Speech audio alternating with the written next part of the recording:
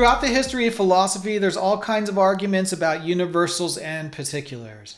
Humans have this problem that the very way we identify, define, and categorize ideas is fundamentally quantity-based rather than quality-based. We try to get a handle on the complexity of life by piling up individual instances together and sort of pretending that the pile can represent the true qualities and complexity we see in the universe around us. We're only capable of simplistic mimicking. I do think artificial intelligence at some point in the future will act like a telescope for understanding.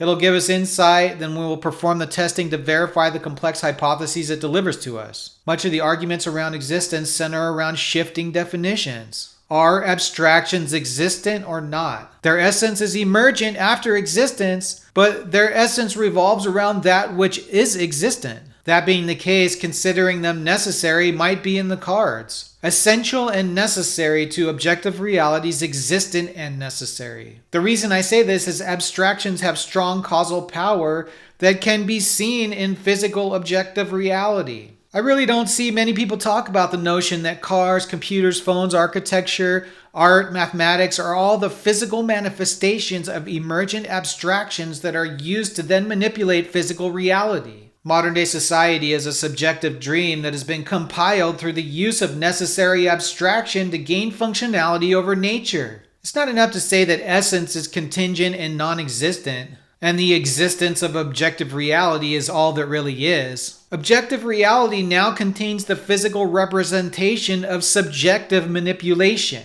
How can you account for that with these old categorizations that insist on mutually exclusive extremes? Let's talk about nominalism.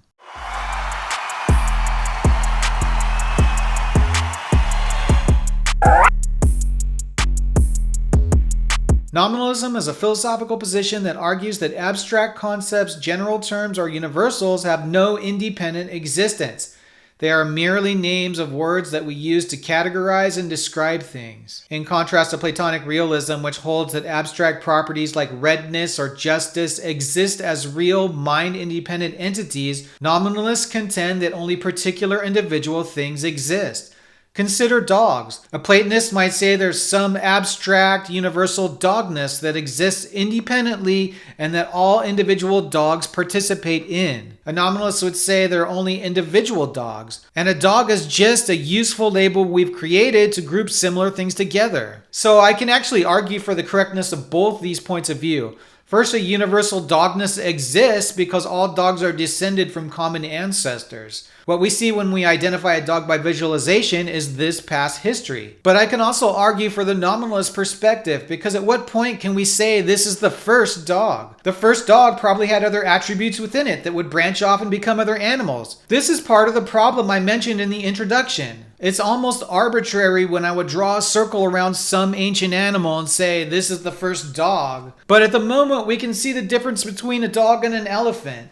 So basically both points of view hold relevance, and the degree to which each idea applies is situational. But that doesn't mean it's relative. It means it's relational. Key ideas of nominalism. No shared essences. Nominalists argue that objects don't have any underlying essences or forms that make them belong to a particular category. So this, I'd say, is both right and wrong. Words as labels. They believe that general terms like tree or justice are simply labels we use to group together things that share certain similarities. Yeah, that's true, but those similarities follow long patterns of contingency, and the notion of language fails miserably at capturing it. That doesn't mean that the language and concepts are arbitrary and point to nothing. They point to obvious difference that is easier seen than explained. Focus on particulars. Nominalists emphasize the importance of individual, concrete objects and experiences. So this is more damaging than anything. The substance and breadth comes from understanding the truth about how they came to be. Different types of nominalism. Conceptualism. Conceptualism proposes that universals like redness or justice exist as mental concepts or ideas.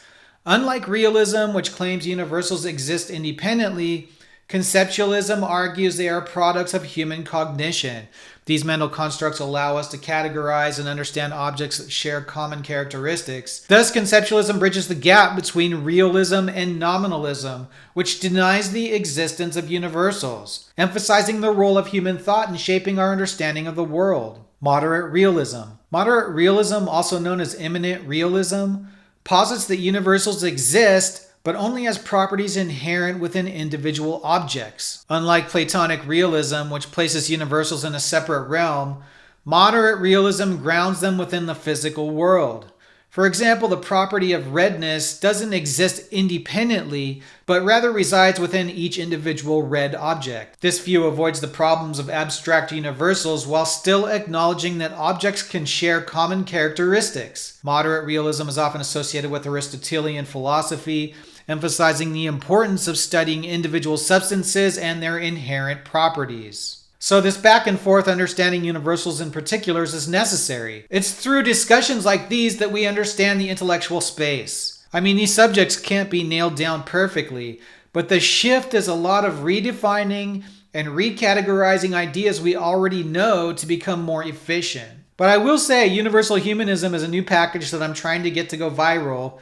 So if you guys could share and promote the video, Universal Humanism and the Three Apple Problem, it would help me get that out there to hopefully create a direct understanding of something which is typically expressed indirectly. If you guys like this kind of philosophical subject matter, help us out by liking the video and subscribing to the channel.